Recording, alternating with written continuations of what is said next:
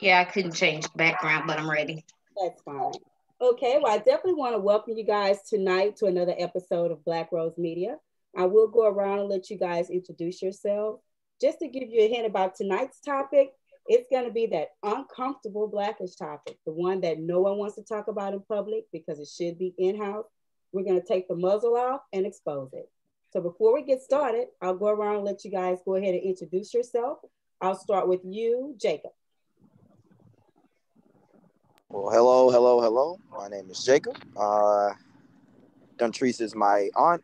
Deidre is my mother. I'm 22 years old. I currently serve in the Army from Houston, Texas. I don't know. For me, when you talk about social issues and you talk about politics and you talk about the Black person's plight, it all just wraps together, and it's something that I've been interested in since I don't know the age of 12.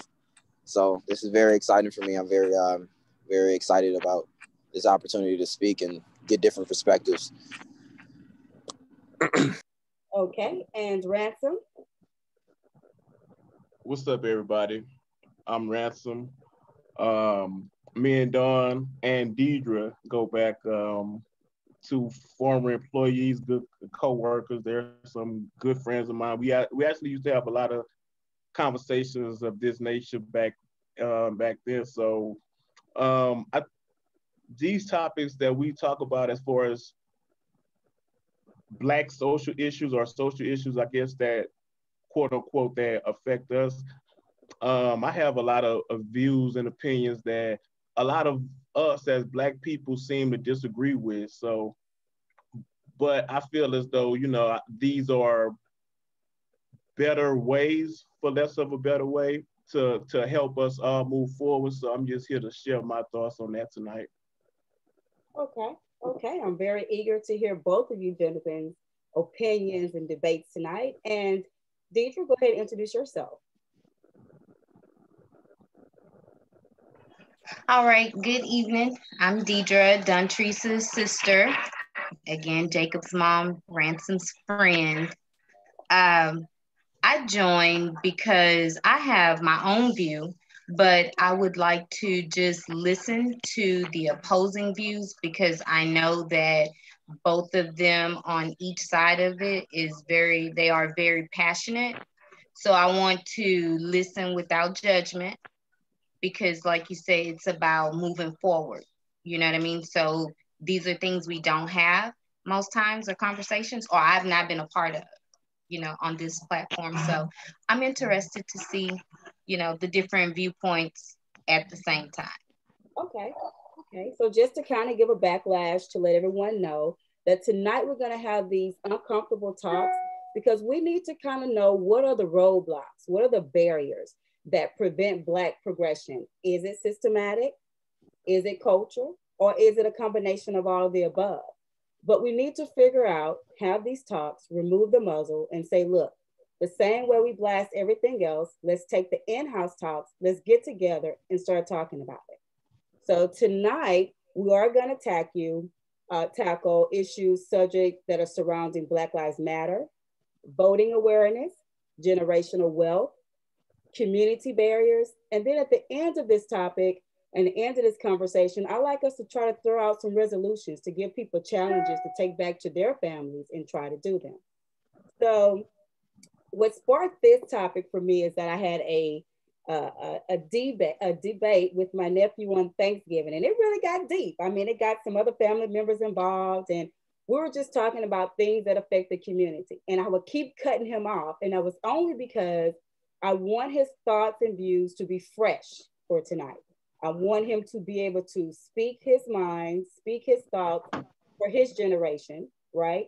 And then I wanted someone like Ransom to be on the call who is very boisterous when it comes to Trump and just other issues because he just doesn't, base his vote on race, pretty much.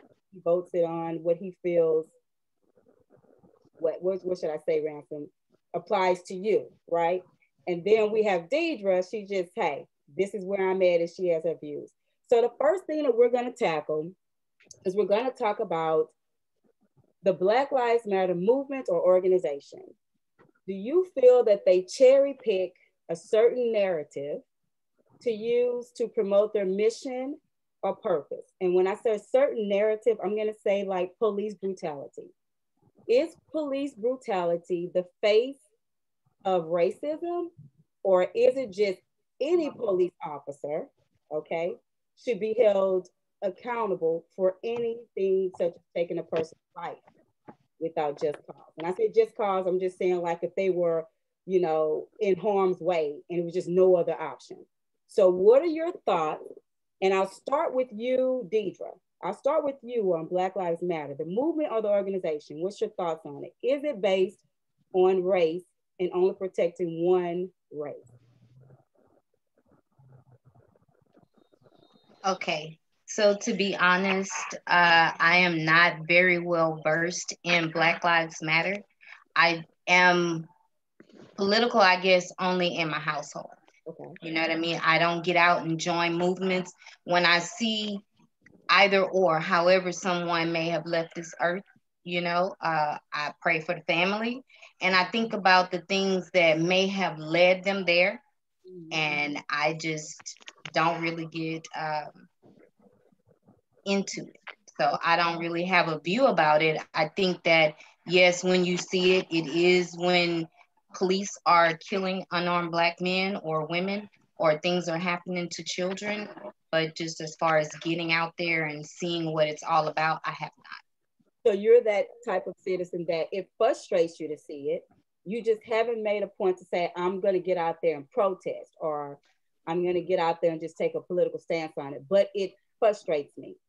Well, yes, and I will be honest and say that, like, I don't like to be around crowds of people, and because things happen, you know what I mean? So I rather try to myself to live a good life and be around things that are going to be positive. So that's not my situation. But when I see it, I am, you know, empathetic and sympathetic to those who have to go through it, but just following the movement and just understanding their full agenda, I don't get into it. Okay. And Ransom, what are your thoughts on it?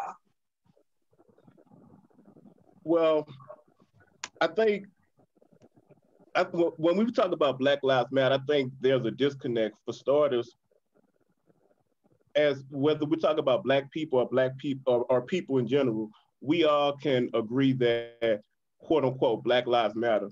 So with that being said, moving forward, what I'm speaking on in regard to this is about not the idea that Black Lives Matter, but the organization or the movement itself. Personally, and this comes based on my own personal research, not hearsay or things that someone has told me, but the whole Black Lives Matter organization is just that, meaning we don't hear about Black Lives Matter until a Black person is shot by a police officer, right? I mean, when was the last time you heard Black Lives Matter doing the turkey drive for Thanksgiving? Or when, with all the money that people donate to Black Lives Matter, when have you heard of a Black Lives Matter daycare center? So my point for saying that, I think a lot of us as Black people and people in general don't need to lose focus on the political. I'm not even gonna say the political issue. I'm gonna say the social issue, which is Black people are getting killed in the streets unjustly. We can we know that that's not up for debate. But I just don't like the idea that Black Lives Matter come riding into the rescue. And at the end of the day, I feel like it's just a way to hijack and use social causes for their own good. That's my personal views on Black Lives Matter. I mean, for the sake of argument, even when you go to their actual website, if for people who are not familiar with Black Lives Matter, I went to their website. Even their website, the mission statements that it speaks on, a lot of those things are like they're not actually speaking on uplifting or moving quote unquote Black lives in a positive direction. I mean, the only time we hear of Black Lives Matter is in a negative time when somebody was shot by a police officer. If I'm wrong, somebody else, please correct me. Okay. Well, Jacob, what's your thought? So so I first want to start with the statement that Black Lives Matter only comes out when there's something negative that's happening in the Black community, and then he goes to say that we don't do enough talking about it, right, or enough uplifting of the Black life. Okay, so you want to take that, you want to flip it, and you want to look at it from a different perspective. And my perspective that I look from it as is the same as voting, or the same as I know we're going to tackle those issues, but the same as voting, or the same as understanding what's going on within your community. And I think it all falls down to the parents' responsibility to be teaching their kids, hey, this is something that you cannot do when you go in public, or this is something that you cannot say when you go in public, because you are different than your white counterpart. Black Lives Matter is an organization for my generation, right? And I can't speak for everyone, but for my generation, I think it's very important, and it has mobilized us in ways that this country has never seen. I mean, when you look back at the recent killings of not even just Trayvon Martin, but the ones that happened this year, right? From George Floyd to Jacob Blake, and all these people getting shot, right? And even the dude that, forgive me, I don't know his name, but he got shot by the police in Lafayette. Black Lives Matter, but they were out there, right? So to say Black Lives Matter, right, what that means is, to me, it means that when you say all lives matter, when you say all lives matter, you are literally saying that at some point in history, right, we acted as if all lives did not matter, right? And historically, you can't find any facts where you can base that statement and say this is facts. All lives at some point in our lifetime did not matter. But if you look back at it and you say Black Lives Matter, historically, this nation has acted as if Black lives do not matter. So when we talk about the Black Lives Matter movement and we talk about uplifting Black people, one, the conversation does need to come from in home. But two, like you, it needs to come from research and the understanding that uplifting Black people is not just uplifting them when something negative happens, but it's when something positive happens, right? For instance, like I said, on Thanksgiving, there was a study that came out a year ago that said that there was 100 million more, not 100 million more, 100 more Black millionaires in America. Black people celebrated that.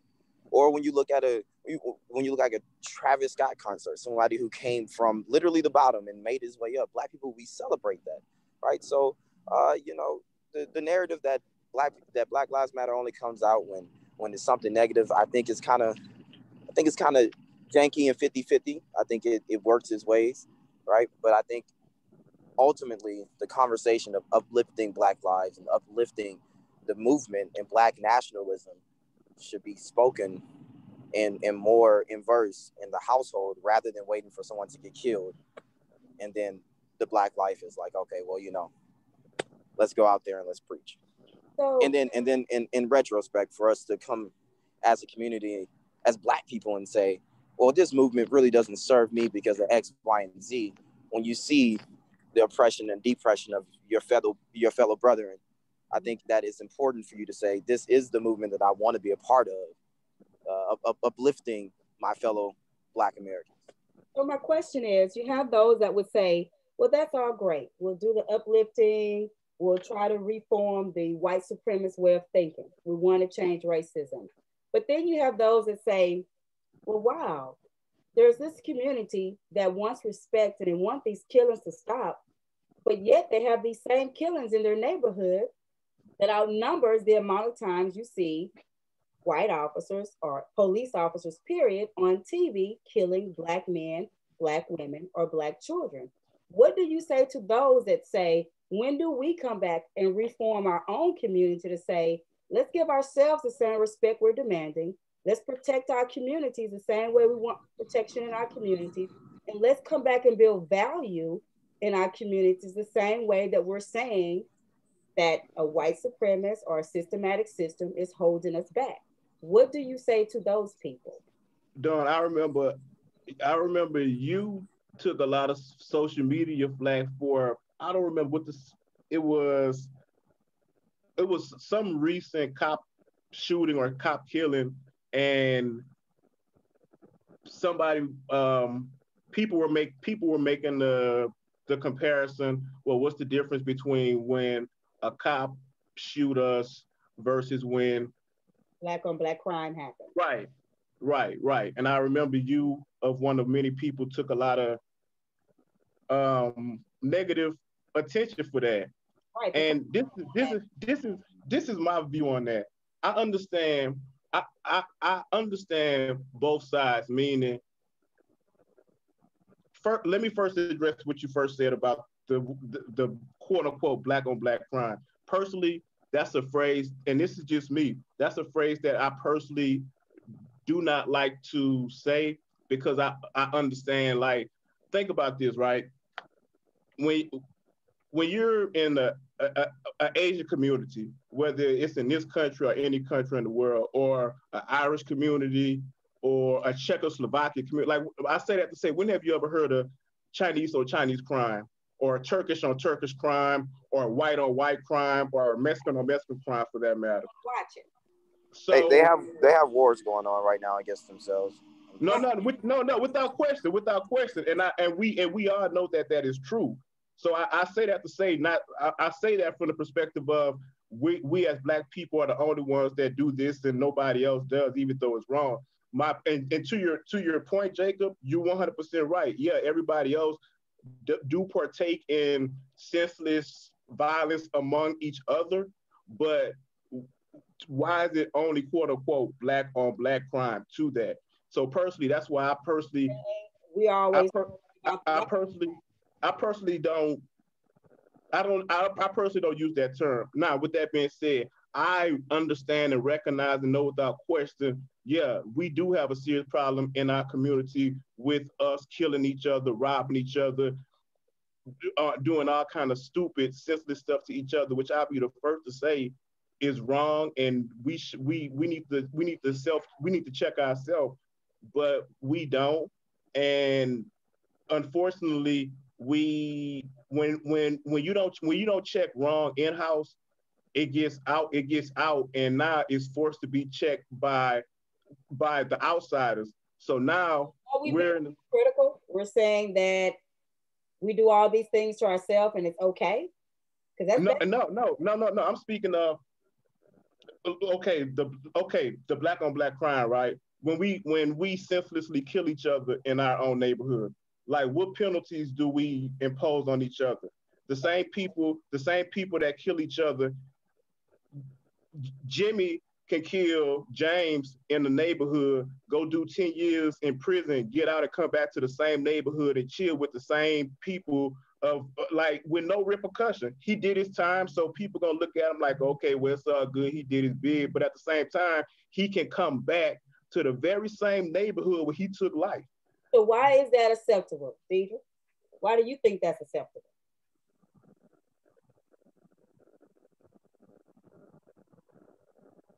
Jacob, why do you think it's acceptable? Okay, I'm gonna say that if I can just put this together, I agree with Ransom and Jacob that it has to start in-house. And because for me and us, like, in-house, it just what I'm not familiar with a neighborhood like that and things like that.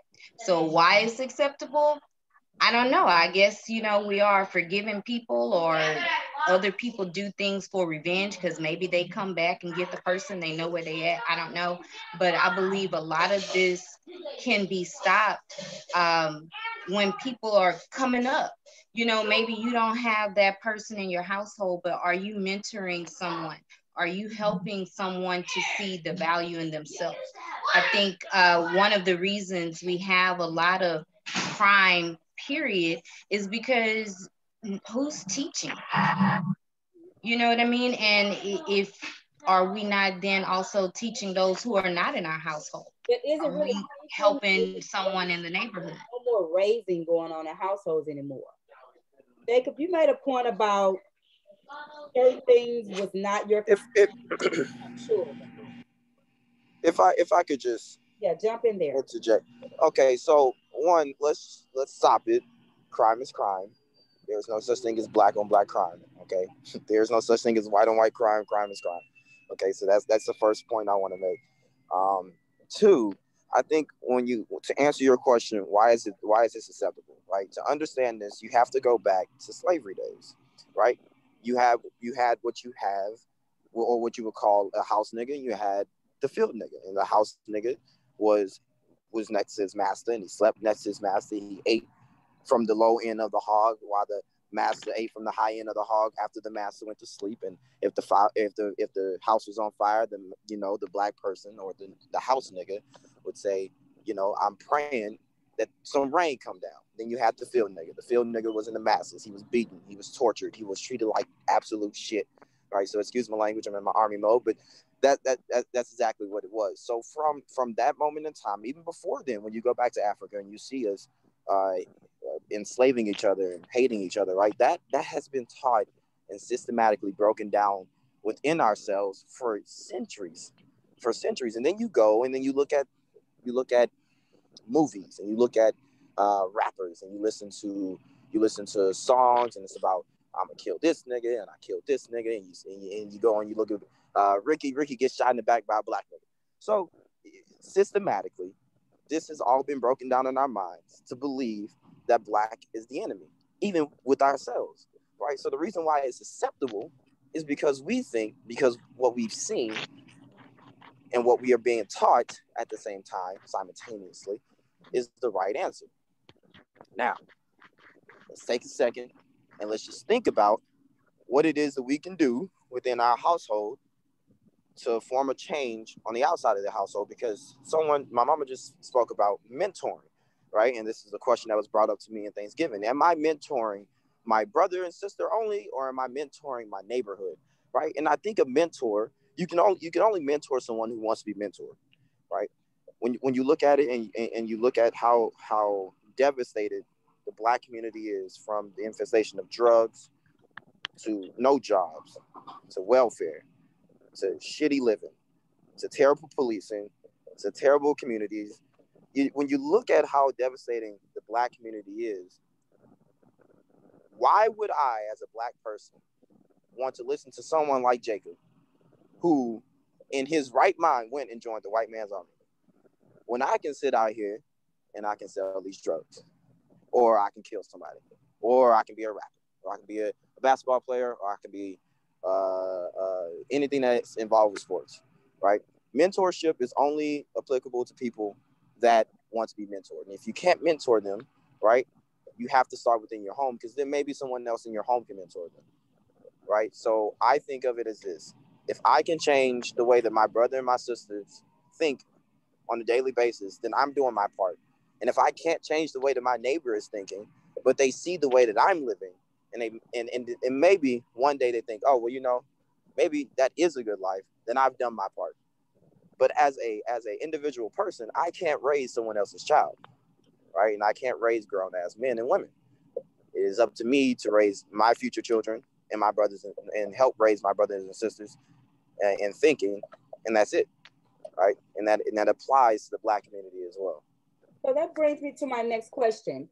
Do we feel that, and before we get to voting awareness, I want to know, do we feel that a lot of black households, father figures, are being replaced with welfare? And the reason why I'm asking that, because there's a lot of single parent homes, and I've had friends that'll be like, I get a place to stay, I don't have to pay rent, free medical for my kids, food, all because as long as I don't have any.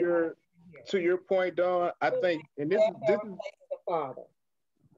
A lot of times when you say things that people disagree with, people like to say, oh, that's conspiracy theory, or you making stuff up, or because they can't prove that you're wrong or something along the lines, even though they have nothing.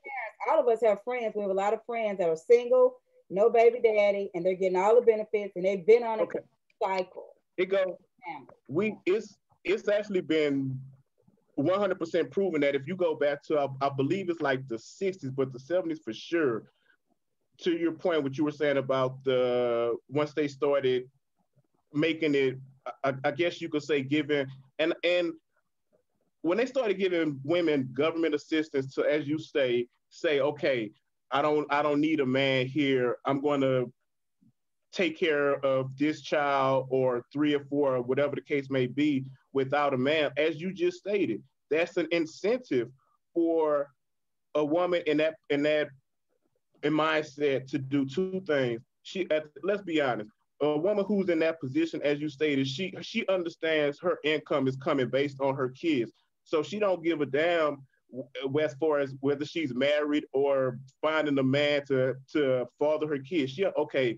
Well, if the government is going to pay me X amount of dollars to give me a home for 1 child, well, 2 must be better. Well, if 2 is good, well, 3 must be better. So placing the father in these homes. Period. You agree?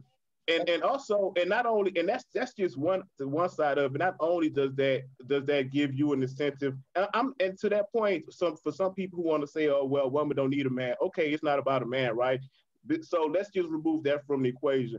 Besides the fact that gives you no incentive to say, okay, I'm gonna find a decent man to get married. That gives you no incentive to further your education. That gives you no incentive to say, I'm going to get off my ass to get a good job and take care of my kids. That gives you no incentive to say, I'm going to stop having multiple kids by multiple men because this is my income. Like, it gives you no incentive to want to do nothing more, be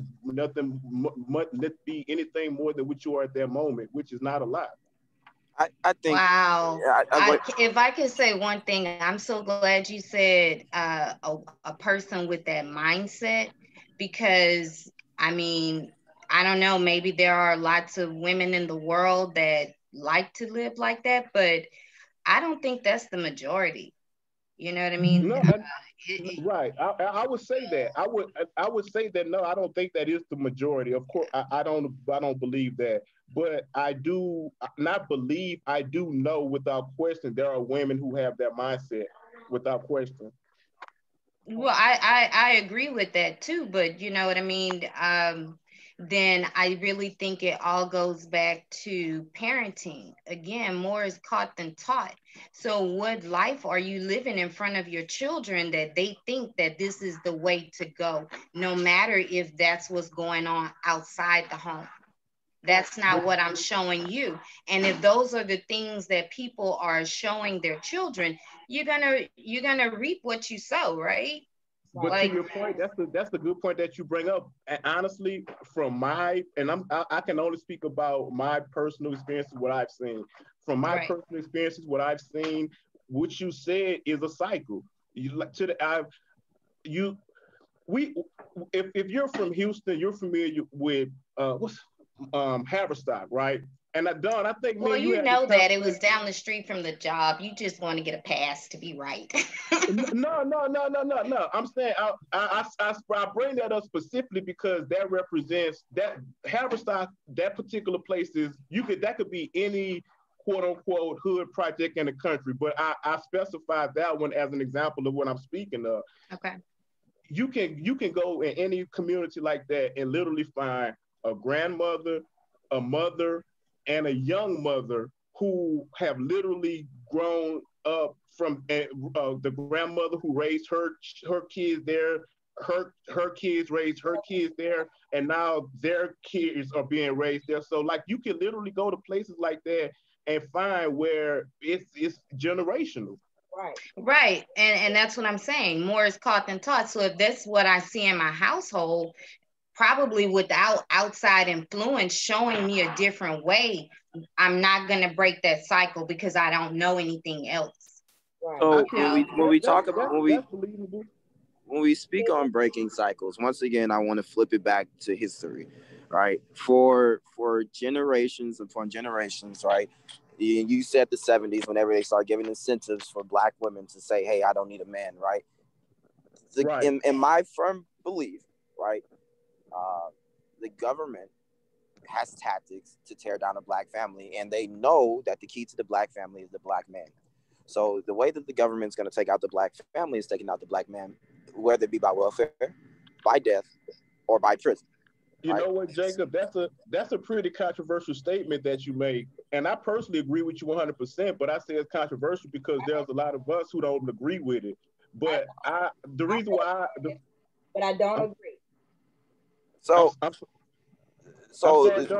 I'm sorry, Don. You say you don't agree? No, I'm gonna let him finish his statement, and I'm gonna tell you why I don't agree. Okay. So you know, for generations that's been their cycle. Their cycle of the government has been to break down the black family, right? And you look at it, like I said, through prison, through death, or through the welfare system. Now, is that replacing the black father in the home? Mhm. No. Okay. But is it getting rid of the black father indefinitely from the home or for the streets? Yes. Right, because you on average, we get killed more than any other American or non-American in the world, period. And what True. Right, contributes those whether it be from police reform, whether it be from crime, or whether it be from drugs, right? We are dying at a faster rate. Us men are dying at a faster rate than any other species on this earth, right? So, and to just touch on what my mom said, you know, I wasn't raised that way. I was raised to. I grew up seeing my mother take care of it on her, not necessarily on her own. To say that my father was absent would be an absolute lie, right? But I grew up seeing my mother take care of a lot of things single-handedly by herself, right? And as a young man, that gave me a sense of pride in what a black woman is and what a black woman can be and what type of woman I want to marry, right? So I think it's just really your perspective and the way that you look at it. But I don't think that the welfare system, to answer your question, Ain't Done Trees, I don't think that the welfare system is taking the black, is taking, not, I don't think it's taking the black man out of the home. I think it's eliminating the black man, period. Okay. Okay. That's what I'll say today. Now you stated that a lot of these incentives, as you guys are calling it, kind of like how Jada said entanglement. You guys are calling the welfare system incentives. Right, making it all cute. Much be by themselves and not need the man. But no one's forcing them to, and by all means, let me clear this up. I truly believe that everybody will have a downfall where they need to rely on the system. And I'm with that because you worked, you pay taxes, and even if you didn't, so what? It's a reason why you need it. So no child should go hungry or without. I'm with that. But I do think that there should be a time frame. I think that there should be an age limit. I think that if you're under 50, I think you should only be allowed to have those incentives for 2 years because that's enough time to get a trade and a job and get off of it. Now, the white man, as you guys were saying, is not making anyone stay on the welfare system for generations and generations and generations and never getting up to do anything, right? To do, as Jacob, you said, your mom, handle things on their own. Let your children see you handling business so that they would know how powerful the black mom can be if she has to do it on her own or even with assistance of a father outside of the home. I don't think that we can truly just say the white man put these tactics and everything in place because before there was a welfare system through the government, you had organizations like the Black Panthers who fed the community, and they actually started what you would consider like the welfare system. People would come to gatherings and they would collect these groceries. They would give money to help pay utilities and housing. So that was before the government even stepped in and said, wait a minute, we got to get some of this power back because they're taking care of their own now. We still need to hold a leash. Well, then they started offering this. I can give you a home, food, and medical, but you can't have a man there because that is one of the requirements. So if you respond and say, well, my husband stays here or my kid's father stays here. Let me say this, Dawn. So that's female to make a decision not to have a male in the home. No, I agree with you 100%. Like as what you said as far as the mindset. You said at the end of the day, you can't, it's not the white man's or nobody else's fault that we as a people or any one of us decide that we don't want better. And I agree with that 100%. I say this to a lot of my some of my friends and some people that I talk to all the time as far as we can sit around all day and we all can agree that slavery took place in this country. We can all agree, like from a historical, factual perspective, that there have been systems put in place to oppress Black people. racism is still real in this country. Like, we know all these things to be true. Yes. Real. I'll be the first to say, but with that being said, I'll be the first to say in the midst of all of that, that's not an excuse for us to say, well, that's not a good enough excuse for us to say, well, the Jim Crow laws were put in place, so that's why we fight each other. We've been against each other this late. Like, all of that is true without question. But my thing is now, it's no, just the fact that we know this, we are responsible to ourselves to say, all that is true. Yeah, they put all these obstacles in front of us. They put all these traps in front of us. They put all these systems and these designs in front of us to fail. All that's true. But understanding that and knowing that, once you realize that it's the burden and the responsibility is on you to succeed moving forward, I feel, and that's where my disconnect comes from, things like the whole Black Lives Matter, and even from a political perspective, the whole liberal democratic side, because I feel like with the situation with Black Lives Matter, for example, I'm all for empowerment. I'm all for saying, hey, if the system is broke, let's do whatever we have to do to fix this system, whatever that may be. But we're not. I feel organizations like Black Lives Matter, they only care about putting a Band-Aid on it, because it's just like big pharmaceutical, for example. It's a lot. Why cure the disease when you can profit from giving somebody a pill? And that's what I feel like the whole Black Lives Matter thing does with the social injustice things that goes on for us in this country. Like, it's a lot of things in this country that I feel like, even from a political perspective, with the Democratic side, who for some strange reason, we as Black people feel like that's our savior, right? But just the fact that we feel that way, why is it that when we put Democrats in office, the murders of cops shooting unarmed people don't go down? In fact, Here we go. Well, let's talk about voting. Let's talk about. Here we go. Hold on. Wait. So, all right. So, there we go. And here we are. All right. So, first off, back to the historical perspective, right? I'm going to take all my perspectives from history. Okay. Like I said, we've been systematically broken down from the beginning to believe the Black is the enemy. That includes within the household. So what it sounds like, what you two want, is for us to climb up and make our own way off our own bootstraps. But the same bootstraps that we climb up and we make our own way through, they hang us on, right? So you have to realize that not only can't, and it's not even 50-50. It's more like a 80-20 situation. Not only is it 20% the Black person's problem that we are still in this plight, right? But it's 80%, because when you talk about generational wealth and you talk about bettering the Black person, one, how can you fix a system when you are not even allowed to acknowledge the problems that exist within the system? But what about elaborate on that? Hold on. If Jacob, if you will, can you elaborate on that? So this is what I mean by that. Whenever you say, we're going back to Black Lives Matter, whenever you say all lives matter, right? But then you say, no, Black lives matter. The white folks and the conservatives, they get mad because they say, well, you're saying that we don't matter. Well, hold on, Mr. White Man. You just said that all lives matter. You're getting mad at me for saying that Black lives matter. Is Black lives not included in all of that? Right? Or when and there's nothing wrong with people becoming rappers, but whenever people become rappers, right? What is the first thought through your head whenever you see a Black man walking down the street? Your perspective ain't done trees. A Black man walking down the street with a whole bunch of chains on, a nice car. You automatically assume what? That he sells drugs. And this is facts.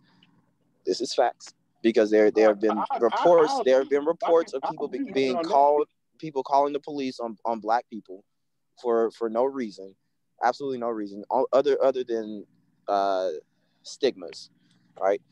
So to fix a system, right, you first have to acknowledge the problem within the system. The problem within the system, if we're taking it from just welfare, the problem within the system is that, okay, yes, you do give us welfare, and you say, ain't none trees you want us to have. If you're over the age of 50, you need 2 years to be able to get back up on your feet. But then the question is, within 2 years, what is it that the government is doing to better the Black community? And the answer is nothing, right? And then you you took it and you said Democrats. What research have you done to say that there's nothing out there that would help the Black community stand up and rise and better themselves? Tell me the data that you have that would support that statement. There is absolutely right now. Okay, so Donald Trump and Tim Scott, who I oppose from every aspect of the spectrum, right? They proposed, and I even proposed, but they put into law opportunity zones. Mm-hmm. And opportunity zones, you have to make X amount of dollars to even see some type of benefit from an opportunity zone. The problem with the opportunity zones is whenever the Black man is coming into the Black community, okay, one, he's not getting the same amount of funding as a white man coming into the Black community. And then two, because he's not getting a lot of funding, Black businesses are closing at a higher rate than any other businesses. This is facts. Two, when you look at it, the white man is coming into the Black community, such as Atlanta, such as Houston and Detroit and all these big cities. And I'll touch on what you said later or earlier. They're coming into these big cities and they're coming into these urban areas, and they're doing whatever the hell they want to do in Black communities, and they're not hiring the Black man, and they're not helping the Black community. So that's what is the Hispanic man getting when he comes over? Because I see them. He's getting absolutely everything. He's getting absolutely everything. I see them on taco food trucks. I see them doing family things on Sunday. I see them coming into society, making themselves be heard and count. Because if you watched anything political during the campaign, they were reaching out to the Latinos, right? And the documented Mexican vote. Why? Because they're becoming the new majority. But you don't hear them saying, where's our handout? So if you compare the two groups that basically have racism on both of them, right? Let's say they don't have the same funding. Or could it be that within our community, we don't support each other enough, right? So we're not looking constantly for a handout, right? From the person that we're saying is oppressing us, because we're studying saying, I need you, boss. I need you, boss. I need you, boss. But when do we come back and reform in our own communities where we can rely on each other? And one moment, Ransom. People were talking to Killer Mike from ATL, and he was saying how things had to be set in place. There had to be a network. So he, along with others, co-founded an organization or a banking financial institution called Greenwood. Now, how many Black people, after all the protesting, all the rioting, all the conversation, how many Black people actually went, deposited money into this account to support this banking institution that's going to allow them the very networks that you stated, my precious nephew, the handout that we're waiting for the white man to give? Why didn't we all invest our money into here's something that a Black man is starting to say, let's build this network where we can come to our own and borrow? Because my question is, has anyone on here who is interested in why we don't receive any help from the white man with funding, has anybody invested in the Greenwood, which is made for Black Americans as well as Mexicans? It's made for the brown too. So have we invested in that app? Just yes or no first. Have you invested, Ransom? No, I haven't. But to your I have not.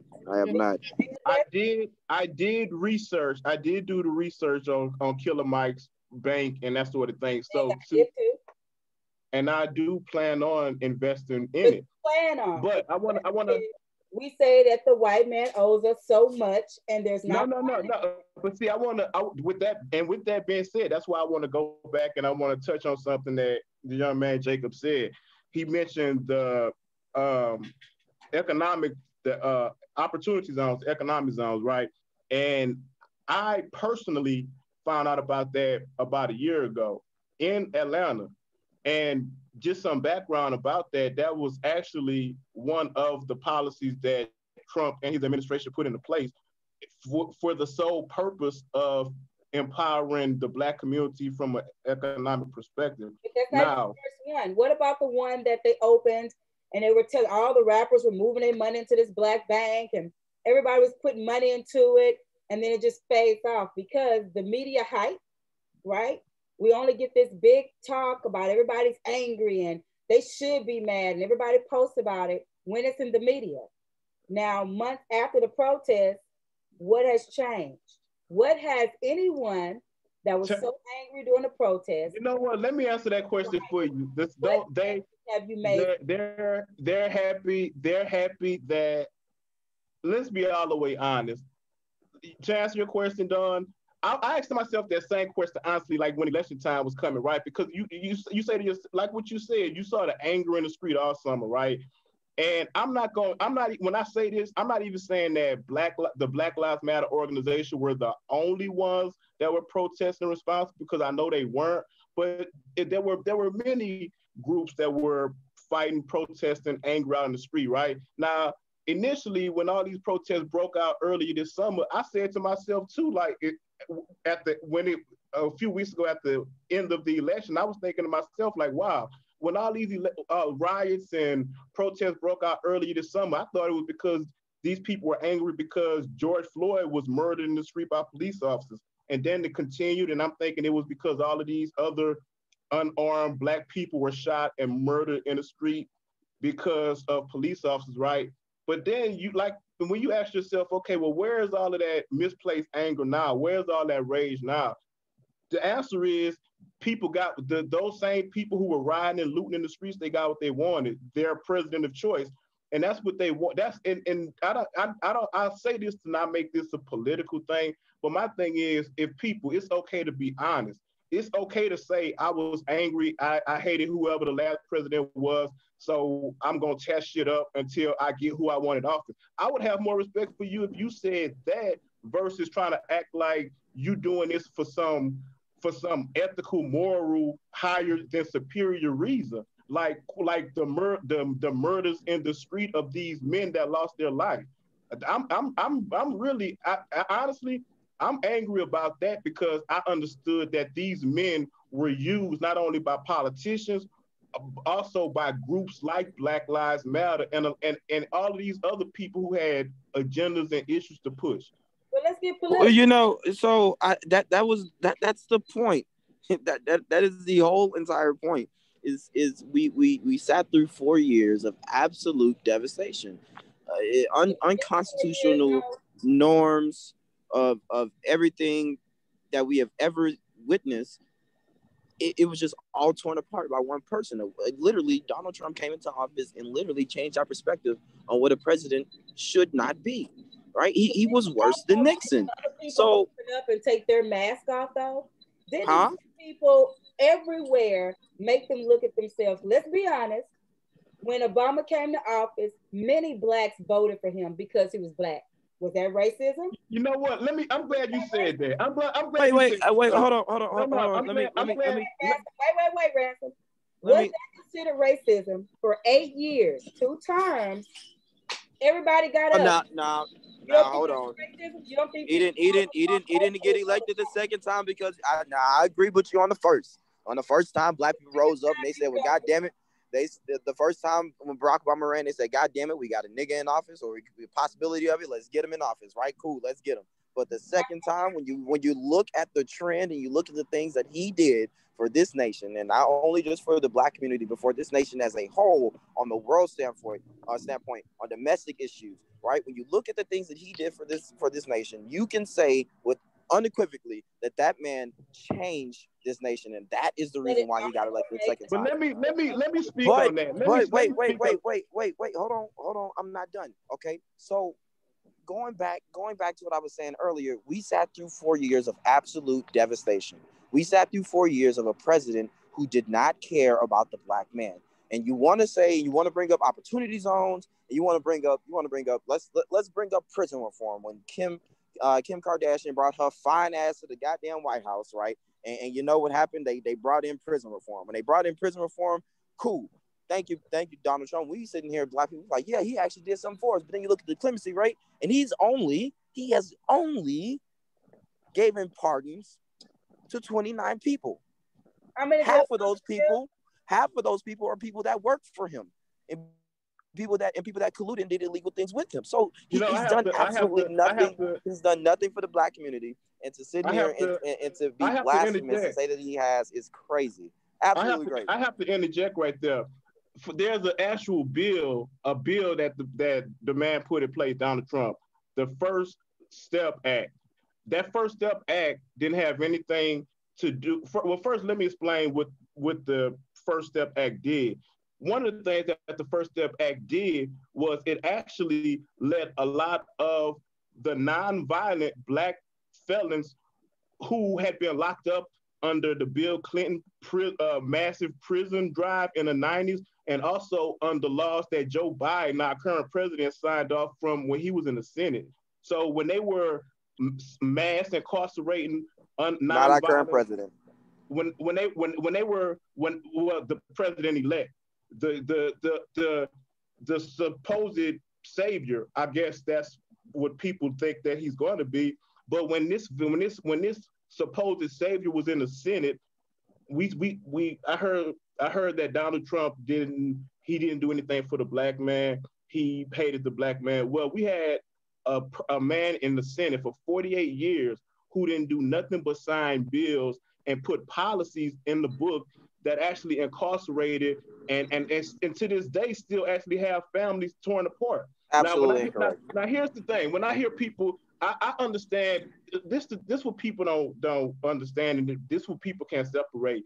At the end of the day, you can hate who you hate, like who you like. That's all fine. But I did this, for example, right? I've asked every Black person that I've spoken with over the last 4 years, why do you hate Donald Trump, right? Like, no lie, family, friends, co-workers, strangers. I've asked Black people across the board, old, young, everybody in between. So a wide spectrum of Black people across the board that specifically hate Donald Trump. And I asked every last one of these people, why do you hate Donald Trump? And the reason why I asked this question is because after 2, 3, 4 years, I'm thinking at some point somebody's going to tell me something that I've never heard, that I'm not aware of. Maybe you're going to teach me something that I don't know. I don't know everything, so maybe I'm going to learn something. So why hold on. Let me finish this, Dawn. Not one Black person has given me a factual reason as to why, or a tangible reason why they hate Donald Trump. You know, it's all emotion.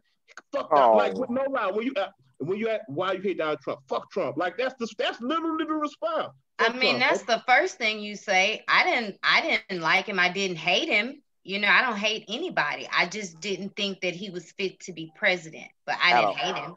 He just wasn't fit to be president. Before he became president, nobody had a problem with him. I'm glad you said that, Deidre. That's incorrect. That's incorrect also. I think many people had a problem with him. I think that he wasn't as popular as you want to say he was. Now he's in a place where, yes, everybody know him now. Everybody knew him then, but not like whatever. He was this crazy. Mama, but I'm sorry. No, I don't hate the man. I just don't think he's fit for the presidency. Not for what that position entails. I'm sorry. You know, I love you, and I hope that you cook for me whenever I come back down. When you know what I'm saying. But Donald Trump has been hated for years. Well, not by anybody I knew. No. Listen.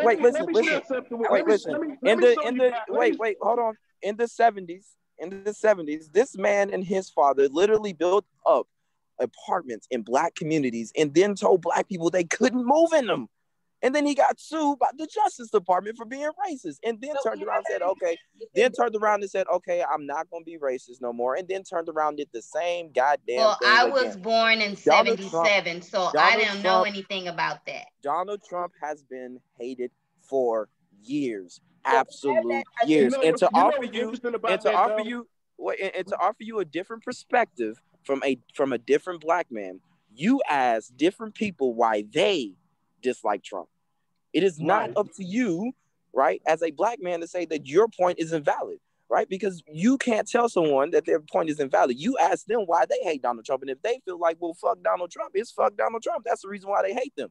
And if you feel like it's not facts, you should not ask I a said. question based off opinion. You should ask a question based off of facts. I will tell Well, you the reason notice why I I don't like said it. at the beginning.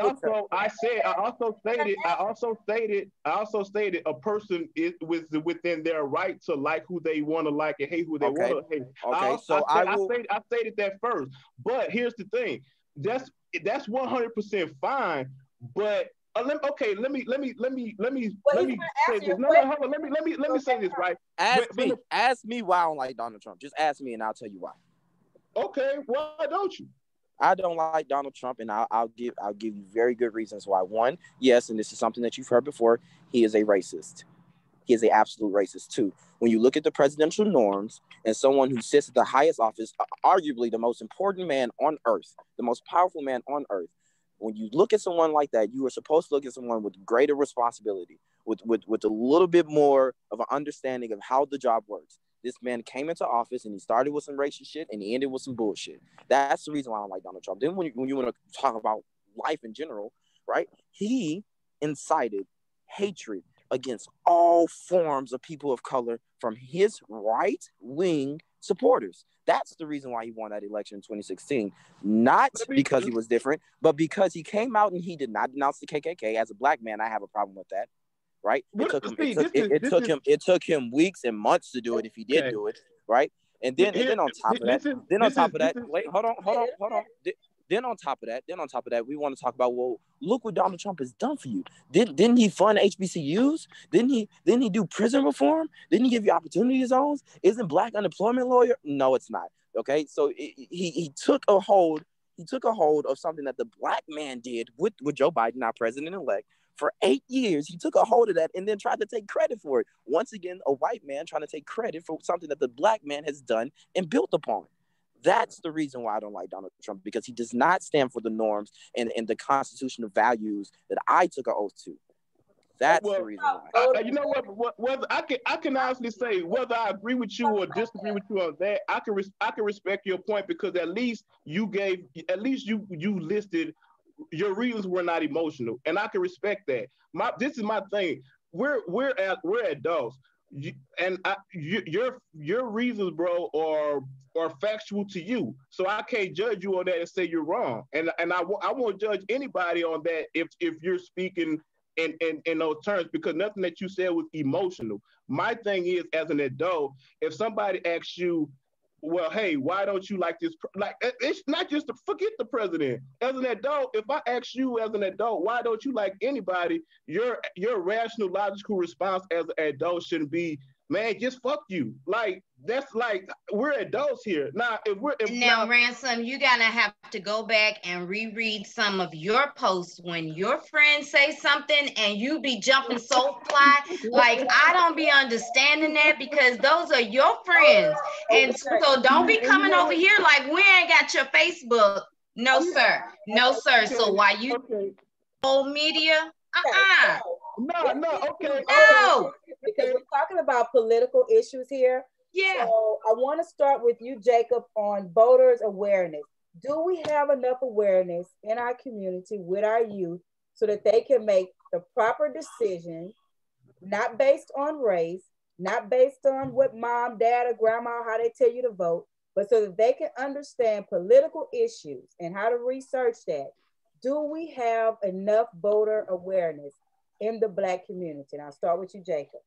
When I love this question personally, because someone who I think should be the governor of Georgia, Stacey Abrams, when you look at what she has done, the coalition that she has built in Georgia, in registering a record amount of Black voters and the education that she spread in Georgia, I think that now is the time for us to use that political capital that we have, and for most part, we're thankful for Stacey Abrams for her role in that. I think, yes, we do have enough awareness in the Black community, but we can't stop here, right? This conversation started with us talking about us expanding that knowledge within our household, and I think that's something that we have to expand on. I think right now, Black Americans and younger Americans, period, even since 2016, when you're looking at Bernie Sanders, we are in a mindset of, okay, mom, dad, grandma, granddad, I know you like Daddy Bush, and I know you're institutionalist. I like that, but we want to smoke some weed, and we want to do this and not get in trouble. We want to do all this, and it's probably not going to fit to what you want us to do, but this is what the world is coming to. So I think right now there's enough awareness within the young voters and young Black voters especially for us to exercise this political capital and take control of anything that we want to. So to answer your question, yes, it's just up to us as individuals and as parents. I don't know if you're a parent, Ransom, but as parents to expand that knowledge to our children. So absolutely, unequivocally, 100%, yes. I know the voter knowledge is there. Daughter that he would use to leave work early. What's your thoughts on voter awareness in the community? I think there are some of us of all ages that are aware, but I made this statement during this last election season that seemed to rub people the wrong way, but it's a fact. A lot of people think politics and voting in itself is one and the same, and it's not. And this is one thing that I notice about us collectively. And when I say us, I speak of Black people. And Deidre, she mentioned it a few minutes ago. During election season, here, for some strange reason, people like to attack me, and I don't know why people like to attack me. But I say a lot of stuff about a lot of stuff, but people always attack me for. I'll tell you at the end. But people attack me for the political things that I say. Nah, here's the thing. A lot of us, and this is the truth. This is not my opinion. This is the truth. A lot of us only tune in to quote unquote politics when it's time to vote. The last 4 to 6 months when it's time to vote for a person, whether we talk about the president or the senator. Nah, the average person couldn't tell you who's on their school, their child's school board. They couldn't tell you who their water commissioner is. They couldn't tell you who's responsible for roads in their community. But the only thing we know collectively as Black people is, I don't know who on there, but I'm just gonna vote all Democrat. And I say that because no political voting awareness is not big in the community. Without question, as I said at the beginning, it's a few of us from older to younger that actually follow politics to the extent to where they understand what is this Democratic person's views on this, what is this Republican person's views on that. Let's be honest. This is not a conspiracy. This is not my opinion. We all know that collectively Black people vote Democrat across the board without even questioning who's on the ballot, without even questioning what their ideas are, what their morals are, without any of that. And I think right there, until that right there just stops, I think we're not going to move forward. And that if for those of us who really feel as though voting is our platform, and that's fine. I'm not saying, my comment on this is not to say that that's wrong or right, but if you feel as though that's your platform, it's pretty much insane to constantly choose one side versus the other without even thinking of putting any thought into it. Now, at the end of the day, you can always choose. If you're the type of person that say, okay, I looked at the Republican side, I looked at the Democrat side, I'm going to vote Democrat because I just like them better. I looked at both.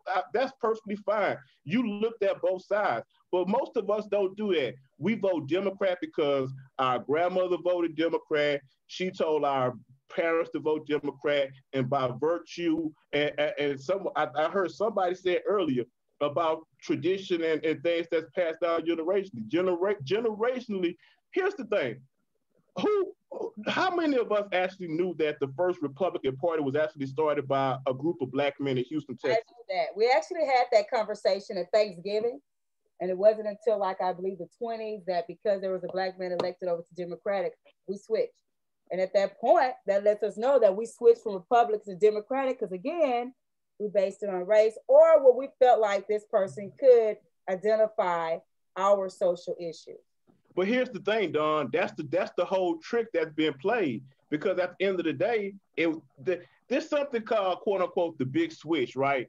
And somebody brought that up earlier this past election season, and I took the liberty of looking it up to see exactly what the big switch was. And it's something similar to what you said. And supposedly after the Democrats, who are the original starters of the Ku Klux Klan, who were the original founders of the Confederacy, which a lot of Black people don't know.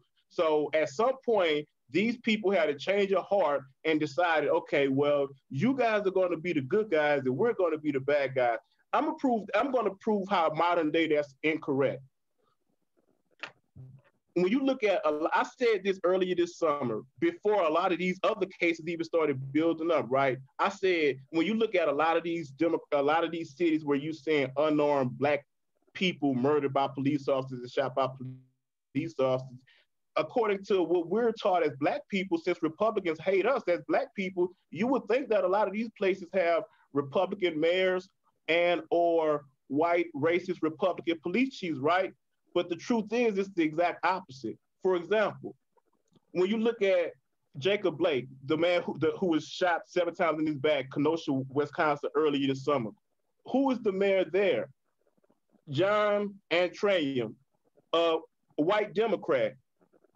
Houston, George Floyd, Sylvester Turner, Black Democrat. All of the many times that Black people have been shot in Dallas, Texas, a Black police chief and a Democratic mayor. But how does that, you have your own thought process. So just because someone is a Democrat, Republican, white or Black or whatever, it's your thought to do what you did. So you can't blame that on somebody else. I feel you 100%. I say that to say that's not me placing blame on the Black people of those towns, because again, as I stated, they're 100% responsible for their own actions. I'm talking about the cops. I'm talking about the cops. How can you put someone else's behavior on somebody else? Like, you your own person. No, I agree with you 100% on that, but I point that out to show we as Black people have been brainwashed to believe that these Democrats are supposedly our saviors. Well, I don't agree with that, because you have free will, and so it doesn't matter if you had a Republican there. Even if the rate is not as high, I'm sure there are murders and crimes where there are Republican people in charge. That is your decision to do that without question. Okay, so then I don't get that point. Then we're not speaking, but I'm not speaking about quote unquote us murdering each other in the neighborhood. I'm not speaking on that. I'm talking about murder, period. No. I'm speaking on what I'm speaking on specifically, and I want to be clear so there's no misunderstanding. What I'm speaking on specifically is the fact that, first of all, we were talking about the voting thing and why we vote. Why do one side? Right. As Black people, I stated that traditionally we vote Democrat because we've been brainwashed to believe. Yeah, I heard you. Okay, I've been keeping up. I ain't lost. No, I pointed out all of these Black people who were murdered in all of these cities around the country, right? Mm-hmm. What's the one common denominator that all of these things have in common? They have people that have a mindset to do what they're doing. It doesn't matter about who. I mean, that's too much power to put on somebody. To me. But right now, I understand what you're saying, Deidre, but I'm speaking from a political perspective, and I understand. Again, okay. I'm the first person to. For the Democratic Party, a person is responsible for their own action. I'll be the first person to say that in and every time. But I'm not speaking on that because at this time, again, I'm speaking on the political side, because we're speaking about, again, voting. What side we're speaking about voter influence. How in tune are we with voting and politics within the Black community? So that's what I'm speaking on. So again, if we can believe that Democrats are our saviors because that's why we vote them in office, yet we can't see the disconnect with all these Black people dying in places where these Democrats are in power, then that's a problem. That's the I'm gonna say something and then I'm gonna go on mute, because I'm just gonna say this. Maybe if somebody's mindset is to call somebody else savior, like I don't look at anybody as my savior. I don't put that much power on people. So maybe that's why my mindset, my viewpoint is different. Black people, a lot of Black people believe that I have to vote Democratic because it's for the Black people. Yeah. And because that's what they're taught generations down the line. They don't have that political awareness that's needed. What are you about to say? So if I could just say something. One, Ain't Done Trees, you said that you guys made the facts that, okay, the Republican Party was founded by Black people and the Democratic Party founded the KKK and the Ku Klux Klan, all that good stuff, right? Cool. You know, they're the same thing. Anyways, you asked where did the flip come? Well, the flip came when we finally got the right to vote, right? And we became the masses. And when we became the masses and we got the right to vote, we realized that through our power, the vote, right, that we can vote in whoever we want, right? One. Two, when you look at it and you look at the just from a standpoint of thinking, okay, does a Republican senator or a Republican governor or a Republican president really support a Black person? Or does a Democratic person who is sitting here telling me and showing me that they support my Blackness and they support the things that I support, why would I go and vote for a Republican? Now you, Mr. I forgot your name. I'm not good with names. Mr. Ransom, you said that what is the common denominator in all these big cities? That there's a Democratic mayor. Then you flipped and you said that George Floyd, who was from Houston but did not get killed in Houston, said that his mayor was Sylvester Turner. But who was his governor? Greg Abbott. Okay. Who was his president? Donald Trump. So when you have someone at the top, right?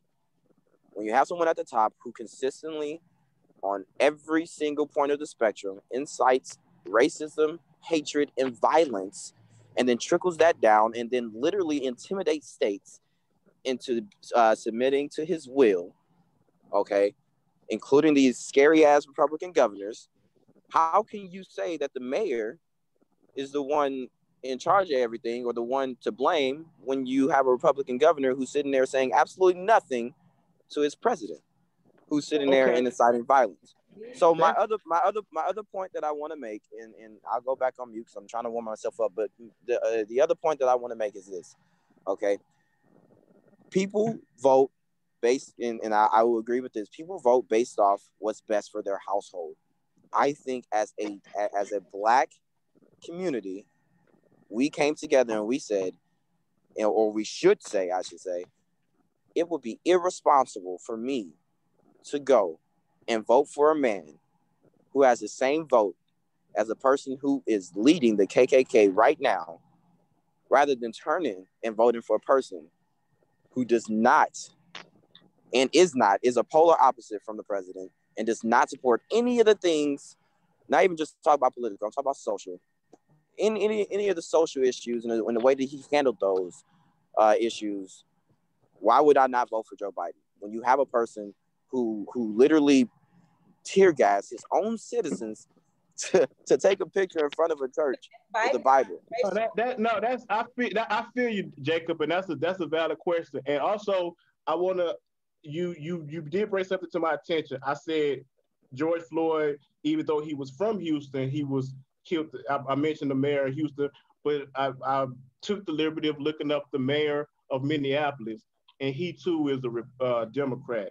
So I appreciate you for helping me to get that mistake cleared up. But I also want to shed light on something else that you said. When you were mentioning Donald Trump, quote unquote, leading the KKK and that sort of thing. Do any of you guys, or have any of you heard of Robert Byrd? Well, if you haven't, I'll give you a brief introduction to who Robert Byrd is, and then I'll explain why he's relevant to what I'm saying in this whole conversation that we're having. First, Robert Byrd was an active member of the Ku Klux Klan. Not only was he an active member of the Ku Klux Klan, but he was so active and so high ranking in the Ku Klux Klan to where he was one of their best recruiters. So not only was he a member of the Ku Klux Klan, but he was also bringing in other quote unquote white supremacists and people who had these views and thoughts. I'll explain to you the significance of Robert Byrd.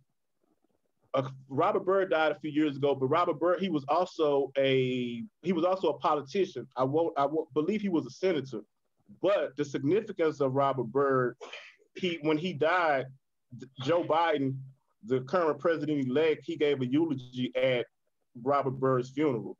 So personally, I always find it a bit funny when people tout the alleged links between Donald Trump and the Ku Klux Klan, yet they don't mention the dead connection with Joe Biden and the Ku Klux Klan.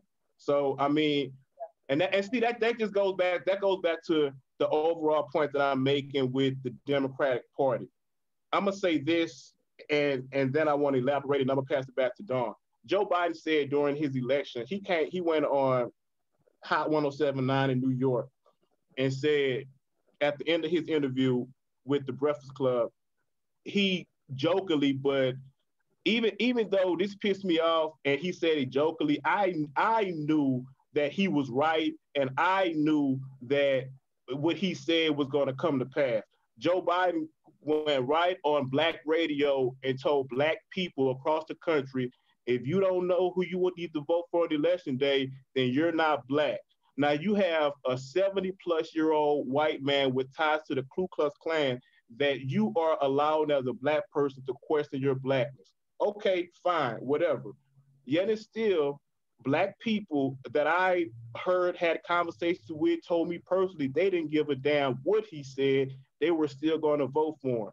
Now, my question is, again, now let me first state this. You can like who you want to like, hate who you want to hate. That's perfectly fine. You can vote for who you want to vote for and otherwise. But when people state that, my thing is just be honest. When you talk to me about it, just be honest about your reason. If you told me, hey, I don't give a fuck that Joe Biden is a racist motherfucker just like Donald Trump. I just like Joe Biden better. I could roll with you because you're being honest. But when I hear people say things like they don't like Donald Trump because he's quote unquote racist, he quote unquote has now I keep saying quote unquote now with Donald Trump because he quote unquote has ties to the Ku Klux Klan, yet and still you have a president-elect with actual ties to the Ku Klux Klan, but that people don't care about. So you either care about racism or you don't care about racism. But at the end of the day, just when you tell me about it, just be honest about your reason. That's my only point. I can't tell you what it is either way for you. It's just personal for you. It's whatever. But don't lie to me. It's no reason for you to you don't have to lie to me about it. So we talk about so far throughout this conversation what the white man is doing, what the white supremacy group's doing, what Donald Trump has done, what way back in the past from slavery. Might I add, no one on this call has ever endured past slavery. There's different type of modern day slavery, but a lot of it is not contributed directly from the white supremacists or the white Republican or the white Democratic.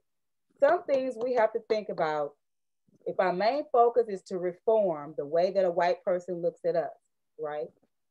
When do we start to reform our own community and say how we look and treat and respect ourselves? And I'll take it to the music industry. Now, my question to each of you is first going to start with, when you hear the word woman, what is your definition of a Black woman? And I'll start with you, Deidre.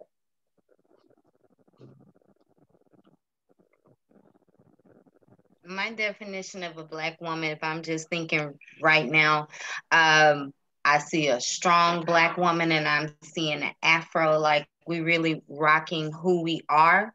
I'm seeing a lot of just empowerment within ourselves and with our circle. That's what I see when I think of a Black woman.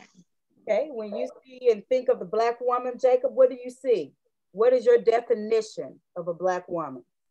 Whenever I see and think of a Black woman, I am instantly reminded of all the Black women that are in my life, whether it be from my mother who raised me from then until now, overcoming odds and becoming a better woman. Or when I think of my grandmother or my great grandmother, or even my aunts, right? All the odds that they have faced, whether it be systemic, social, or in the job force, uh, the things that they have overcome and how they've made themselves better. That to me is empowering. When I think of a Black woman, I think of someone who is strong in mind and spirit and in body, who is a caretaker, not only to herself but to the people around her, who is loved by a lot of people, who loves a lot of people, who is kind, who is giving, and who is very grateful for the opportunity to be in such an influential role. And I've said this, and I will continue to say this, and this is just absolute facts. And I think that we can all agree. If I'm just taking some words out of what's his name again? I forgot. I'm not good with names. I'm sorry. Out of Ransom's vocabulary, I think we can all agree that I think we can all agree that the Black woman is the most unprotected and forgotten species on this earth. So for me, a Black woman is power, absolute power, queens. And Ransom, what is your definition of a Black woman?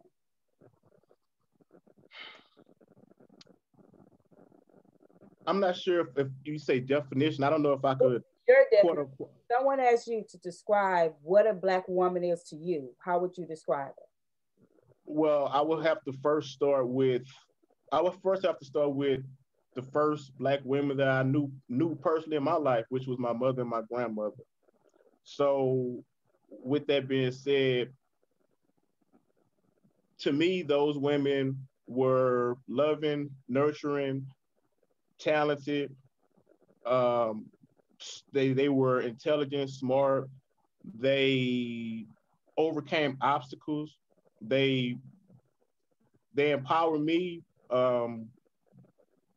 sent me on my way to be the man I am today. So I have nothing but respect for them as well as Black women collectively. And with that being said, Dawn, that I have to go back to something that we spoke on earlier in the conversation where we were talking about um, the mindset that some Black women have, and that's why. And Deidre said something about it earlier too. That's why I want to make it perfectly known that I understand, even though there are some people that have that negative mindset, I understand that that's not the majority of Black women collectively. I also understand that a lot of times when you speak against something, people feel as though you're. I don't. Wait. People don't feel. Wait. Because I don't want to lose task. Hold on for a moment before you get to that. Okay.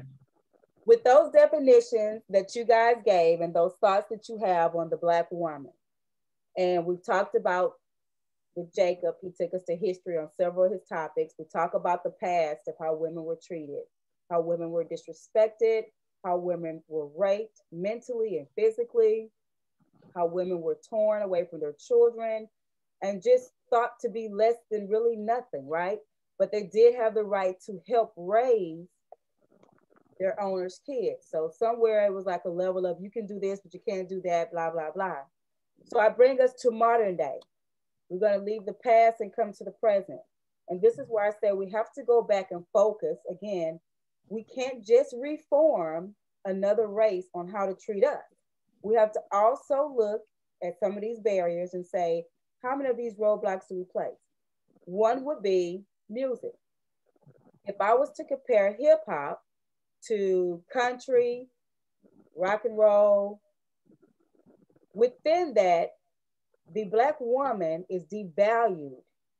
And we as a society, we contribute to that through the listening, through the purchasing, through wearing their brands, through rap lyrics, making sure it's on the radio. We promote the devalue of the Black woman, the disrespect of the Black woman. And then you wonder why so many Black women have certain mindsets, as Ransom said, because they're already taught through the music that Black creators are making, right? But you know what, Dawn, to you, let me. They already have a way of thinking that if my music in every movie is saying I'm an angry Black woman, I'm ghetto, what makes me money in the videos, I have to have this super large butt, these lips are looking crazy. I have to be on a reality show and fighting and throwing tables. And because if I don't do it, who's going to watch me, right? Who's going to like my love movie if it's not showing cheating?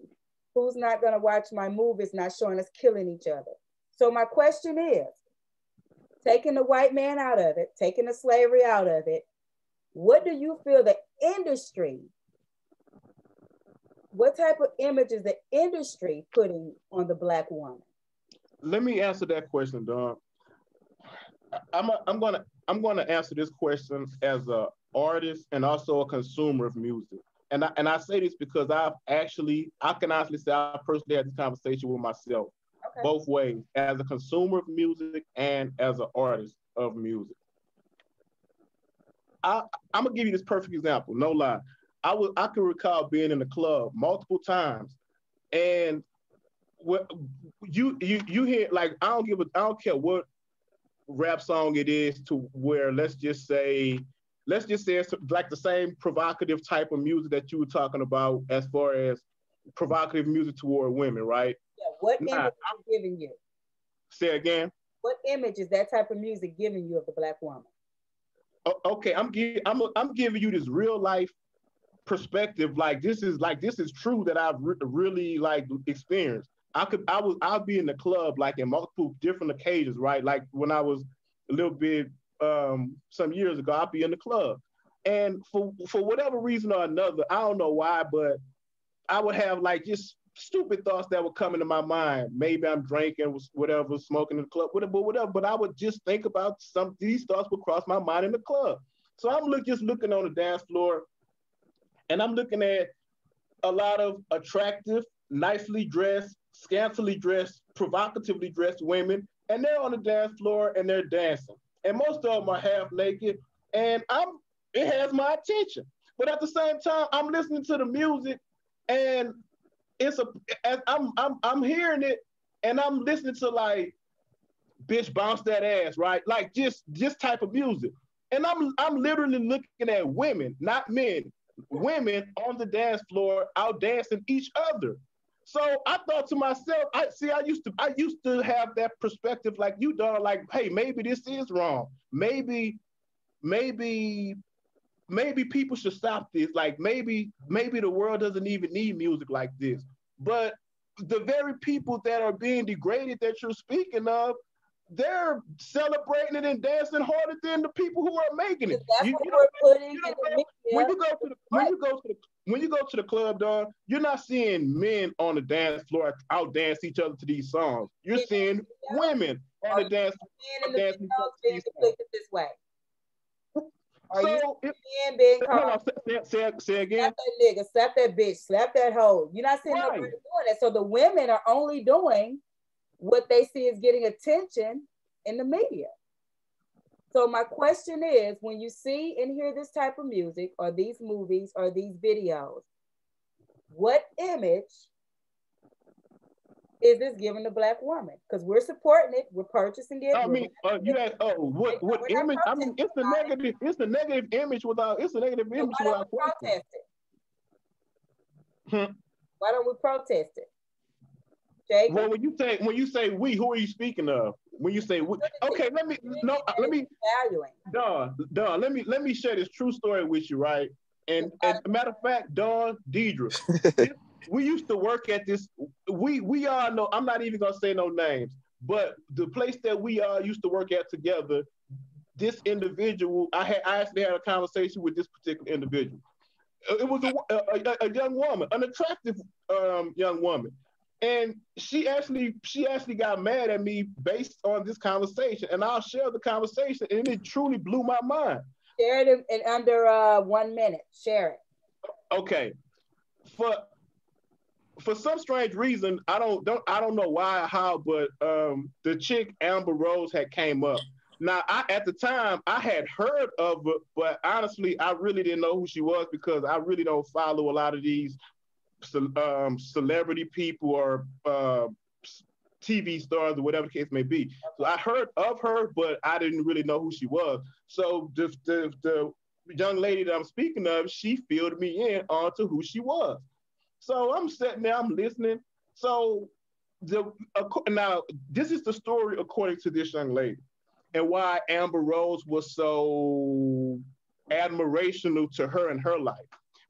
Because Amber Rose started this thing called the Slut Walk. Right. No lie, can't make this up. That's true. Now this shit was actually called the Slut Walk. Now when she first said it, like any other sane person, I thought she was playing, joking, making it up, whatever the case was. So much so to the point where I actually went home and Googled this and actually found out this was a real thing. Right. So I go back to work the next day to this same young lady because at this point I'm blown because my mind, I'm like, wow, I thought you was playing.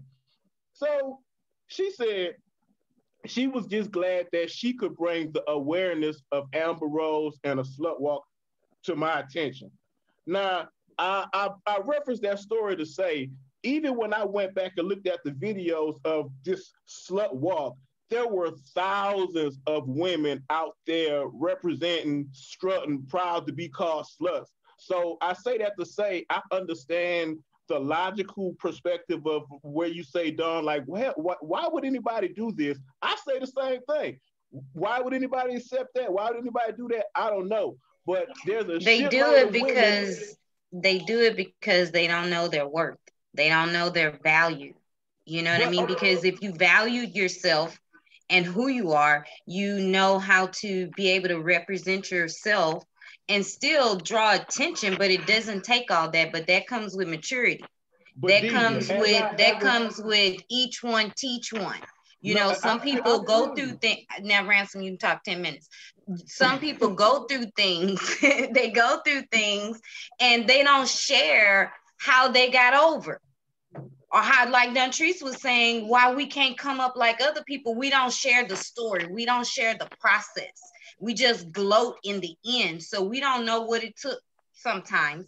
But I just want to say this. I get, this has been a very interesting conversation for me because a lot of things that you talk about, the mindset of the women that you are so advocating against or for, or whatever stance you're taking, like, I don't choose to hang with those type of people. It's not, people make their own mind up, but I'm selective about my circle, and it ain't even being ugly because, I mean, who am I? You know what I mean? But we all have a decision. We all have a choice, you know, and for me, what's important, as my son said, is the example that I'm setting before them. You know, we didn't come from all this and all that, but what we were shown in our house was this is the way we're going to live in this house, no matter what's going on up the street. Right. You don't even have to go off the street to see it. It's right there. You know what I'm saying? But we weren't raised with that. So to have that mindset, my thought, because, you know, I can just see you with that girl with your phone, you know, how you would hold them hostage or whatever. But, you know, I'm just like, are these the type of women that you find?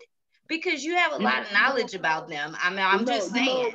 To your point, honestly, when she shared that story with me and I actually found out what it was, I wasn't, believe it or not, I was trying to, for lack of a better word, talk her out of it. Like I was like, no, don't do that. You tripping. She was offended. She was offended with me because she was offended that I didn't think that was cool. She didn't. Part of the slut walk, taking the name out of it, it had a very strong stance for women that could have been date raped or women that could have been sexually violated because of the way they were dressed, and they were told, well, did you wear that? Well, then that's why that happened. So there is and you know, she tried to make that point, Dawn. She tried to make that point, honestly. But and this is the point that I said to her, honestly. And I understood that, and this is why I said what I said to her. Based on the fact that is a valid cause. That is unfortunately women, that does happen to women, unfortunately, and that's a horrible thing, and that's a valid cause. I'll be the first to say that. So based on the fact that I said that I think that's a valid cause that should be brought attention to and that should have light shed on it, why would you tarnish it like that? Why would you shame it like that? Why would you Like, why would you give it such a bad connotation to where anybody who just not to that point, Well, right? Let's just people were saying if you're dressed like a slut, then you deserve whatever you get. So they took that word and put a different power behind it. So it took away the, oh my God, it took away the power of it. Slut, so you deserve to rape you. Oh, because I was a slut. So I'm going to take that term and I'm going to put power to show that it's a stance. You may see me as a slut or dress as a slut, but it does not give you the right to violate me sexually. Jacob, can I say something? I just thought it was important for this subject for Black women to speak on it first. But I think that to answer your question, what is the industry doing to the image of the Black woman? If you refer back to my previous statement that the Black woman is the most unforgotten and uncared for and unloved species on this earth, that in turn, when we're talking about the industry, that what they're doing is further damaging the image. I think that Black people and Black men have to take a important role in empowering not only Black women, but Black young women in the sense of you don't have to be a slut or walk like a slut or shake your ass, although we love to see it, right? You don't have to do that for you to be respected and for you to be loved and for you to be cared for. I think the problem is that a lot of young men, and we're going back to fathers not being in the household, a lot of young men are not being shown the right example. So what they're doing is they're taking what they're learning from music videos and movies, and they're applying that to real life circumstances, and they're saying this is the way the life should be. I will give you a personal perspective. Okay, my mom will contest to this. Ain't done Treese, you contest to this. You cannot remember the last time I brought a Black girl home, right? I absolutely love Black women. I have a very gorgeous sister. I have gorgeous siblings, right? I love Black people entirely, but I feel as if that I don't date Black women because one, I grew up with them, okay, and my mom and my sister, they have a level of annoyance to me that reaches tip-toppity stances. Like nobody can do it better than them, right? Two, I believe that Black women are queens, and I don't think that I think for me, right, I think if we're just talking about my personal views, I think that Black women are queens, and I think that it is important for Black men to empower those Black women and not to depower them and take away from. And in some situations, right, I listen to all types of music. I listen to gospel, gospel, country, rap. I don't listen to rock. Sometimes I do, right? I listen to all type of music, and I truly enjoy rap music, right? But in some situations, I too am at fault of degrading the Black woman. But I think that if you look at it, I have also done things to where I've said, you know what, Black women are important. This is why they're important. This is how you show their importance. This is how you empower their minds and get them into positions of power. So I say all that to say, we're doing a terrible job as Black men. We're doing a terrible job as parents, right? Teaching our children the right way. And I think that, not you, Mama, but I think that, and you too, ain't Natrice, or you as well, or anybody else listening, I don't know, right? But I think collectively we're doing a terrible job of not teaching our children the right way to do things. And that all goes back to what we started this conversation about. Conversation within a household that may be, controversial, but it needs to happen, because what will happen is we will have a generation of Black women thinking that they need a man or they need a man's attention to make them money or to make them successful, and that is absolutely incorrect, because Black women are powerful, absolutely powerful. And to go back to the study, and this is the last thing I'm saying, I'm gonna mute myself. To go back to the study, it was around the time when Barack Obama was in office. I don't remember the year, but there was a record number of Black women graduating college, and they graduated at a higher rate than any other species in America. So that shows you the knowledge that a Black woman can have if she applies herself. So it all comes down to her applying herself as well.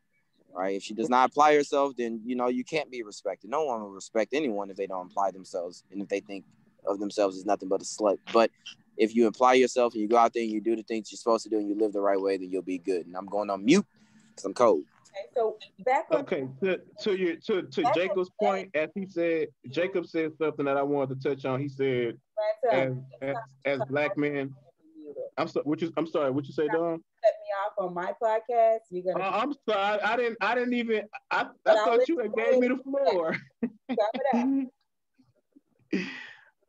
No, I just wanted to say when Jacob mentioned I think it was important that, as he stated, that as black men we have to look out for black women. So in that example that I gave you with the young lady that we all worked with or whatever, again, like she didn't interpret me, quote unquote, looking out for her as saying, hey, you don't have to do that. Hey, you don't have to call yourself a slut. Hey, you don't and I wasn't even judging her. It wasn't even from a judgmental perspective of, hey, why are you doing this? It was just from a perspective of like, nah, like that's not, you don't have to do that. She perceived it as me rejecting her as a person, or I guess because she felt like I didn't agree with what she stood for because I disagreed. I honestly, as a person, I didn't even think she was a bad person. I thought she was a cool person. Miscommunication. Some people have a lot of yes friends. So when you have somebody who's not for everything you do, maybe that's how they interpret it. Not trying to get what you were saying. He's trying to apology or want this person to understand what happened at their work.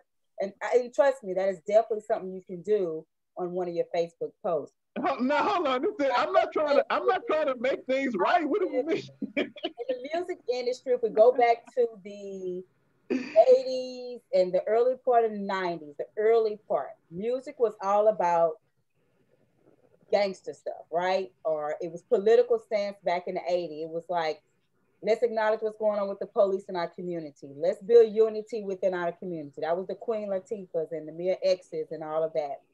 Then it moved from, Public Enemy was trying to take a stance to say, hey, look at this police brutality. They said certain words that kind of put a label so everybody's with the whole, fuck the police. Then it went to, now we're going to be all gangsters. So all of a sudden, when the industry went to gangsters, right, then the youth went to forming more gangs than ever in our community. And at that point, no one stopped and said, hey, hold up. I don't care Lil Ray Ray doing it. Willie, you're not going to do it. But no one was there to say that because there was no more meemaws and grannies and nannies anymore. All of the moms were young mothers pregnant. So it was like, we're on the same level growing up together. Then now we're moving fast forward to this era. The music now is everybody got to be high. They got to be on perks. They got to be on drink. They got to be on weed. So now what is the youth? Everybody's an addict. So my question is, once again, we can't blame Trump. We can't blame other supremacists. We can't blame the slavery. We have to take some responsibility for how we are raising our children and what we're saying. Hey, I don't care if such and such is doing this. This is not how I want to see you. This is not the plan I have for you. What are your goals? Let's get on the path to that. So when do we say, once again, we're going to reform our community, mold the music that we want our kids to hear by protesting these industries to say, hey, this is not what we want to hear. Because Billy Ray Cyrus is not talking about Miley Cyrus as a hoe. Or Miley Cyrus ain't saying her song off of the chop a pecker set because so-and-so done left me. So when are we going to stand up the same way we walk the streets when there's a white... Miley probably not singing it, but she may be doing it. And I have to research on that, but I don't think she squeaky clean. So what I'm saying is she has to be squeaky clean. The point is her music industry is not exploiting whatever is going on in her home or her community as the Black community do with their rap. If two rappers are engaged or married, they have an argument, it's a whole diss track going to come out until they make up. They can't settle nothing behind doors. And then a sex tape is going to come out. And then the next big rapper that hits the top of the charts when you play his music, all he talked about was filling his cup up with some illegal drugs. So then the kid thinks, well, if old girl like that music, I gotta be like him. So let me stay high because that looks cooler. Let me pop. That's why we listen to gospel in this house. We help control the narrative. It's in our community. So when do we stand up and we protest? Jacob, let me say this because let me say this first because I have to go. Okay. I have an early morning in the morning. Go ahead. I to go back to answer the question.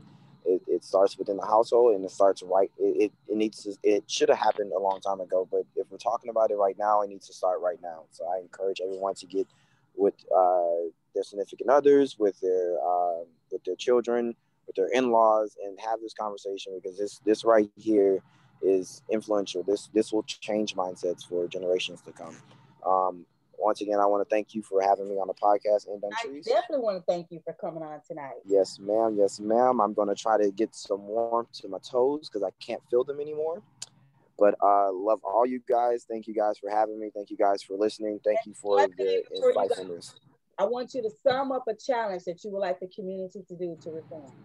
And do it. All right. Let's see. Before I go, sum up a challenge for the community reform. Okay, here we go.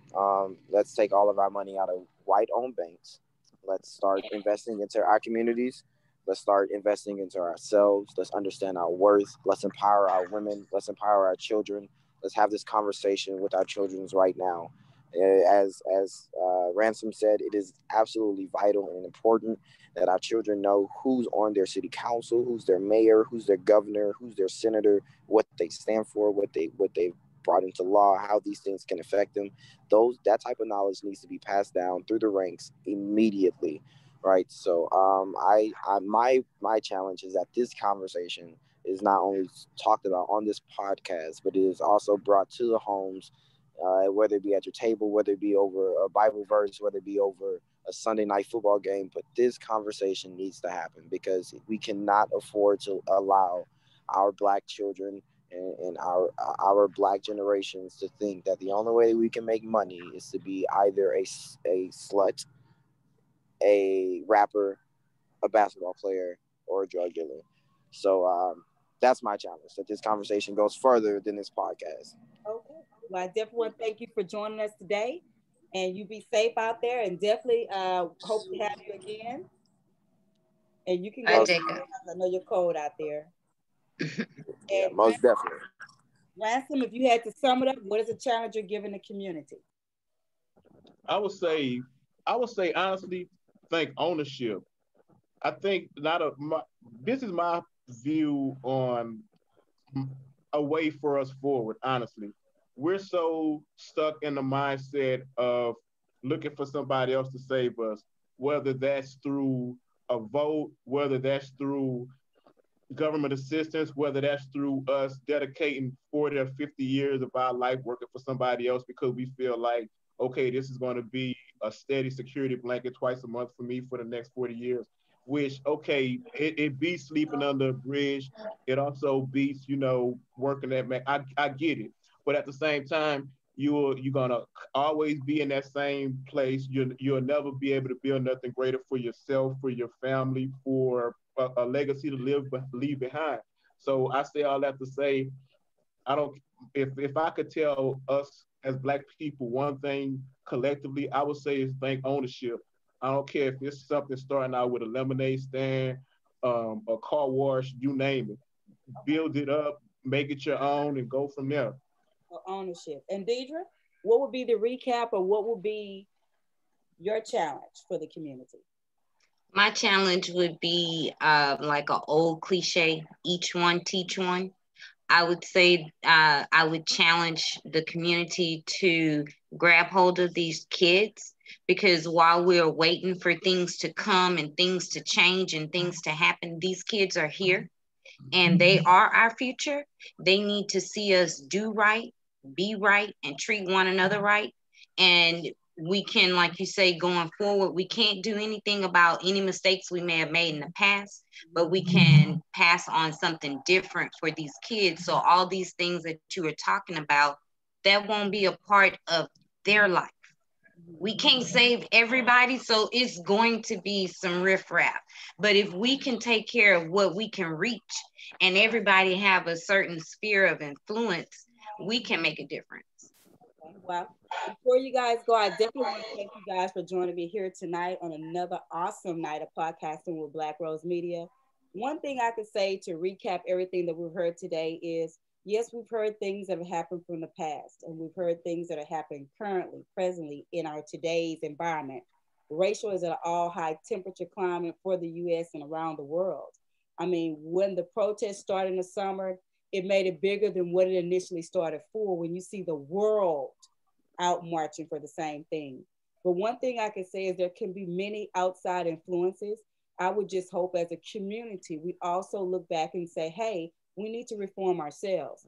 Because one thing I know is until we start to respect ourselves, build value in our communities, educate our youth, build generational wealth, then we're going to always be looked at as a mission that's in progress. It'll never be accomplished. We have to first build up. We have to first set an example before we can ask others to follow. One thing that my dad used to say, and it was one thing, was four of us, and we would always at Christmas time knew that it was going to be a Trivia Pursuit game from somebody. It was going to be Monopoly. We're going to have a bike and maybe like a radio. And then we would go to other cousins' homes who had a little more than us. And I remember one time asking my dad, why we can't have what they have. So-and-so have a dirt bike. So-and-so have the new arcade. So-and-so had all the clothes. And one thing my dad said was, you have the most valuable thing that anyone could have. He said, you have family, you have love, and you know Christ. He said, I guarantee if you live long enough, everybody that you view that has everything under the sun will have nothing when it counts. I must say everyone that fell up under that household on Lucky came out with something of a seed that we planted, and it has grown within our kids. So I'm proud to say that I challenge every family to plant a seed, but the seed you plant, it depends on how you plant it. If you plant it with love, God, education, and understanding, I promise you that that root is going to nurture a tree full of productive young individuals ready to go out in the world and make a change. Again, you cannot ask several other groups to respect a race that we won't show respect for ourselves. So the music industry, the movie industry, they all need to start showing us in different lights so that our youth can see us in different lights. So those homes where there's no one to teach them morals and they rely on YouTube, they rely on the movie, they rely on these artists, then they need to help because that's a part of mentoring in your community. Not sell a record about rape, violence, murder, getting high. And then because Thanksgiving and Christmas, you feel like you bought up some toys and took them to the ghetto, you've done your part. The very ghetto that you're treating with toys is the very ghetto that's destroying themselves. So I definitely want to thank everyone for joining tonight. Again, this is Blaquerose Media, where the chit chat is always real. Everyone stay safe, Virgin connected, and hope to see you again. All right. Have a good one. You too. Thank you, guys. Bye.